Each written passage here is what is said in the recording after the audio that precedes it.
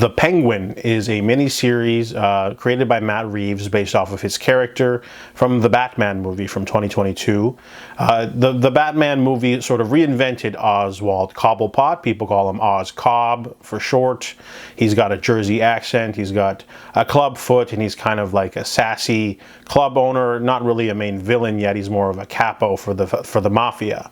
So he didn't have a lot of screen time in the Batman, but he was a scene stealer. People really loved Colin Farrell's commitment to the role with the accent and the makeup and the fat suit and everything, and he was really good dialogue. So he's finally got a shot, and then Colin agreed to do an entire miniseries sequel. So this is definitely a continuation from the Batman, and it definitely has a reason to exist. It's an origin story for the gangster, and you know, it starts off pretty slow. The first episode is him over his head doing something bad and sort of taking on becoming a mentor to a low-level orphan kid, and then he ends up having to want to pit the gangsters against each other so he can take over himself, because he's got bigger ambitions and he might as well go for it. But his biggest hurdle is going to be Sophia Falcone, who was in Arkham Asylum for being a serial killer, but she got out for some reason. Really great role for Christina Milioti. You know, she's really underrated. I've seen her in a lot of comedy stuff like How I Met Your Mother, Wolf of Wall Street, and 30 Rock, but she finally gets a dramatic role worthy of her chops, and now everyone sees her like I did when I first watched 30 Rock. She was so good and all the stuff she's done, and she's finally get a nice meaty role a big juicy meaty role to bite her teeth into. Other people are pretty good too. You know, you got some classic DC people in there like Mark Strong and Clancy Brown, and I'm glad they didn't throw in too many Easter eggs and you know, like nods, because it'd be really distracting. Apparently the doctor guy that works with Sophia was supposed to be Scarecrow, but they said, nah, let's just not do that because it'd be distracting. However, half the names of the characters are names of other characters. So like, for example, the doctor guy is Julian Rush, very similar to Julian Day, the Calendar Man.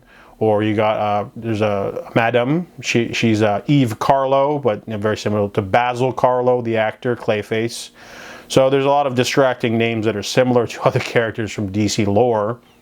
But overall, I had this series spoiled for me many times, because it was, when it came out, like the ending and like parts in the middle. So it wasn't too much of a surprise, but I really was surprised by what they did with his backstory. There's a really good comic series called Penguin, Pain and Prejudice, and they use a chunk of that, and I was not expecting them to do that. They really went there, and that was really interesting, and I'm glad they stuck to the heart of Penguin. He's a dangerous sociopath, and they definitely did not shy away from that, and I liked the performances, especially from the mom. I thought the mom was going to be a drag at first. You know, she's sort of just there and sort of like a burden for him, but then she ends up being one of the most pivotal parts of the series, and you know, really good performances. The only thing I really didn't like was that Oz had a lot of plot armor on. You know, he would get captured, and then he says, I'm fine. And he gets captured like 2-3 times in the series by his rivals, and they don't kill him. And there's also the drug stuff was kind of uninteresting. It was sort of almost like filler, like something to fight over. Like, and you know, I guess it's not that interesting because it's just a generic drug that they're gonna like use to get money and power, I guess. But you know, it just feels like small potatoes.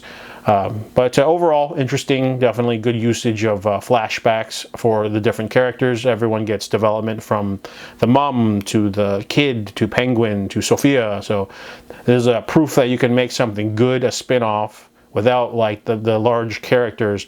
Like, for example, the Sony movies try to do like Venom, Kraven, Madame Web, but they don't do a good job. You can still make a really good, you know, spin-off without the Spider-Man or Batman, and you just have to make it good. You have to put in the work. You do really good actors, writers, story. So overall, Penguin's worth checking out if you're into the Batman and seeing a version of him that's not an aristocrat, and you know, maybe he'll return. So I enjoyed the Penguin, and I give it a recommendation.